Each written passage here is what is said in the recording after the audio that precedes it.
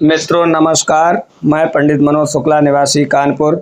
आज आपको गुरु पूर्णिमा 2025 को कब मनाई जाएगी इसके बारे में पंचांग के अनुसार पूर्ण जानकारी प्राप्त होगी।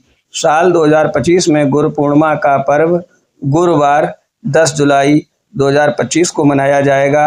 पूर्णिमा तिथि की शुरुआत 10 जुलाई 2025 को रात्रि 1:36 पर सुबह प्रारंभ हो जाएगी और समाप्ति तिथि 11 जुलाई 2:06 सुबह होगी।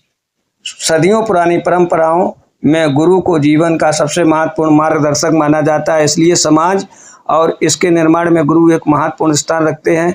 चंद्रमास आषाढ़ में शुक्ल पक्ष की पूर्णिमा गुरु पूर्णिमा के रूप में मनाई जाती है। गुरु पूर्णिमा का महत्व यह है, धार्मिक मान्यता के अनुसार महर्षि वेद व्यास ने चारों वेदों का संकलन किया था।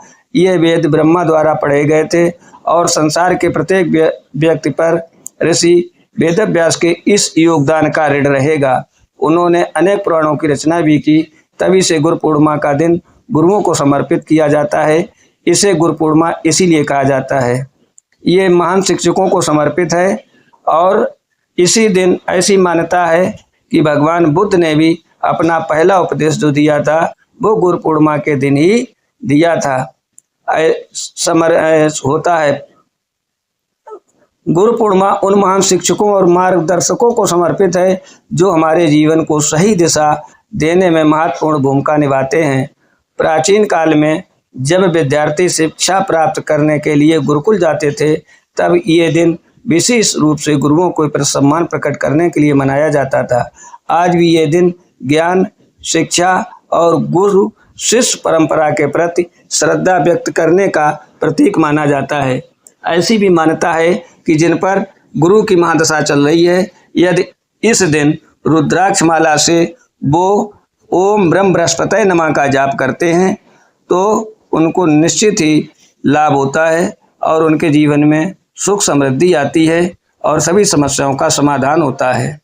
इस दिन भगवान विष्णु और माता लक्ष्मी का भी पूजन करने का विशेष महत्व है। जो लोग भगवान विष्णु और माता लक्ष्मी के किसी भी अनुष्ठान पूजन आदि को करते हैं, उनके जीवन में चली आ रही सभी समस्याओं का समापन होता है।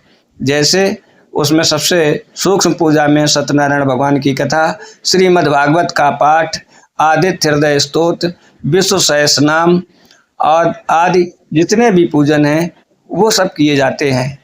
अगर कोई भगवान श्री हरि नारायण और माता लक्ष्मी का पाठ करता है या गुरु चालीसा का पाठ करता है, गुरु स्तुति करता है, तो इस दिन का जो पूजन फल है उसे कई गुना प्राप्त होता है। यदि किसी ने गुरु दीक्षा ली है तो गुरुमाला का भी पाठ किया जाता है।